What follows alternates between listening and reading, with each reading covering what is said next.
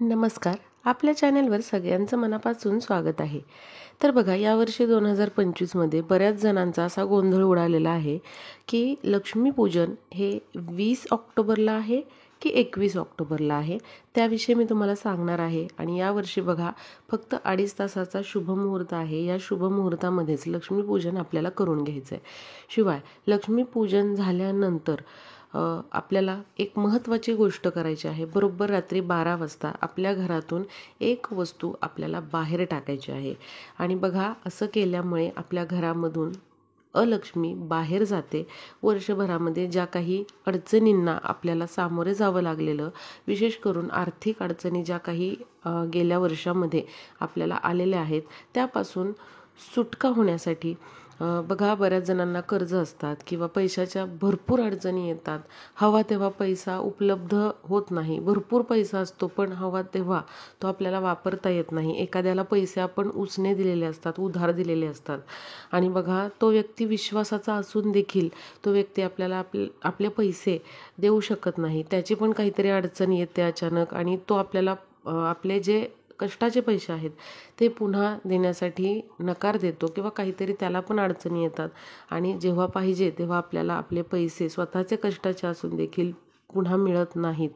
तर अशा जर अडचणी तुम्हाला येत असतील, पैशाच्या विविध अडचणी येत असतील, किंवा बघा, नोकरी व्यवसायामधून आपल्याला हवे तसे पैसे मिळत नाही आहेत, किंवा भरपूर आपण काम केलेले आहे पण त्याचा मोबदला वेळेवर आपल्याला मिळत नाही आहे, असे पैसे अडकत आहेत. तर या सगळ्या ज्या काही गोष्टी आहेत ना, तर त्या दूर होण्यासाठी आता इथून पुढं येणारं वर्ष जे आहे, तर ते लक्ष्मीप्राप्तीसाठी आपल्याला भरभराटीचं जाण्यासाठी लक्ष्मीपूजनानंतर बरोबर आपल्याला रात्री 12 वाजता ही वस्तू घरातून बाहेर फेकायची आहे.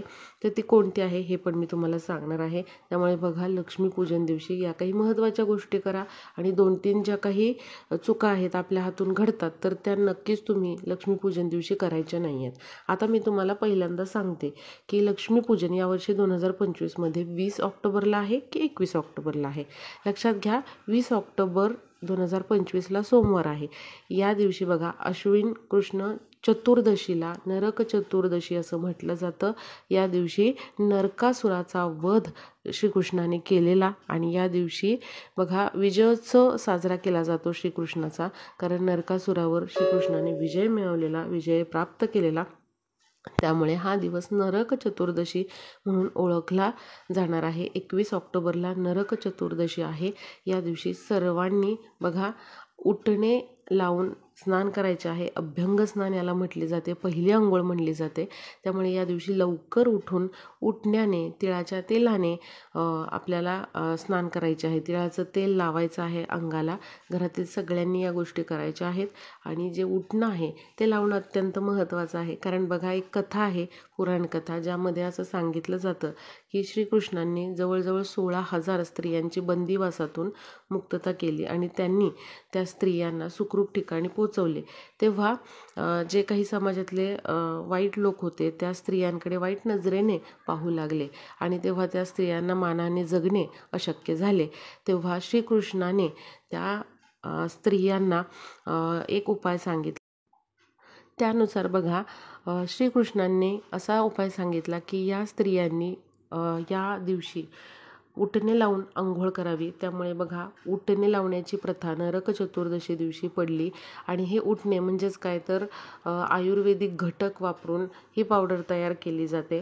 आणि असे हे उटणे लावून त्या स्त्रियांनी स्नान केले. यामुळे बघा, शरीराचे शुद्धीकरण होते. मनावर काही वाईट विचारांचे गंज चढलेले असतील तर ते देखील दूर होतात. नकारात्मक विचार हे दूर होतात. आणि अशा प्रकारे त्या स्त्रियांनी उटणे लावून स्नान केले, आणि यालाच अभ्यंग स्नान म्हटले गेले. आणि त्यानंतर श्रीकृष्णांनी त्या स्त्रियांचा स्वीकार पत्नी म्हणून केला, आणि तेव्हा त्या स्त्रिया या समाजामध्ये मानाने वावरू लागल्या. यामुळे बघा, नरक चतुर्दशीचा दिवस हा अत्यंत महत्त्वाचा दिवस समजला जातो, विजयाचा दिवस समजला जातो, आणि सकारात्मक ऊर्जेचा दिवस हा समजला जातो. त्यामुळे या दिवशी प्रत्येकाने उटणे लावून स्नान करायचे आहेत. सोमवारी 20 तारखेला, 20 ऑक्टोबरला नरक चतुर्दशी आहे. आता बघा, सोमवारीच दुपारी 3:55 अमावस्या सुरू होत आहे आणि आता ही सोमवारी अमावस्या सुरू होत आहे, त्यामुळे सोमवती अमावस्या असं तिला म्हटलं जातं आहे. पण अर्थातच ही अमावस्या सूर्याने पाहिलेली अमावस्या नाही, कारण ही सोमवारी दुपारी सुरू होत आहे अमावस्या. आणि मंगळवारी ही उगवती अमावस्या आहे, म्हणजे सूर्याने पाहिलेली अमावस्या आहे. आणि त्यामुळे मंगळवारी 21 ऑक्टोबर 2025ला लक्ष्मीपूजन हे केले जाणार आहे. लक्ष्मीपूजन हे मंगळवारी आपल्याला 21 ऑक्टोबरला संध्याकाळी करायचे आहे. लक्ष्मी कुबेर पूजन हे सूर्यास्ताच्या 24 मिनटं आधी आणि सूर्यास्ताच्या 24 मिनिटं नंतर करण्याची प्रथा असते. त्यामुळे बघा, संध्याकाळच्या या शुभमुहूर्तामध्येच, प्रदोष काळामध्येच लक्ष्मीपूजन केले जाते. यावर्षी मंगळवारी 21 ऑक्टोबरला संध्याकाळी 6:10 ते रात्री 8:40 हा 2.5 तासांचा शुभ काळ लक्ष्मी कुबेर पूजनासाठी शुभ मानण्यात आलेला आहे. या काळामध्येच अनेक शुभयोग जुळून येत आहेत आणि याच शुभ वेळेमध्ये आपल्याला लक्ष्मी कुबेरांचे पूजन मंगळवारी 21 ऑक्टोबरला करायचे आहे. हे सगळ्यांना आता लक्षात आलं असेल की यावर्षी 2025मध्ये जरी अमावस्या सोमवारी दुपारी सुरू होत असेल 20 ऑक्टोबरला, तरी देखील ही उगवती अमावस्या मंगळवारी आहे. सूर्याने पाहिलेली अमावस्या मंगळवारी आहे 21 ऑक्टोबरला. त्यामुळे मंगळवारी 21 ऑक्टोबरला संध्याकाळी 6:10 ते रात्री 8:40 हे लक्ष्मीपूजन असणार आहे. यामध्येच लक्ष्मी कुबेर पूजन आपल्याला करायचे आहे. आता बघा, लक्ष्मीपूजनामध्ये लक्ष्मी कुबेर गणेशाचे पूजन केले जाते. लक्ष्मीला विविध नैवेद्य दाखवले जातात. यामध्ये लाह्या, बत्तासे हे अत्यंत महत्त्वाचे नैवेद्य आहेत. त्याचबरोबर अनारसे देखील लक्ष्मीला अत्यंत प्रिय आहे. त्यामुळे अनारस्यांचा, लाह्या, बत्ताशे आणि जो काही फराळ आपण केलेला आहे त्याचा नैवेद्य आपण दाखवू शकता. आता बघा, या दिवशी आपल्याला काय करायचे मी तुम्हाला सांगते.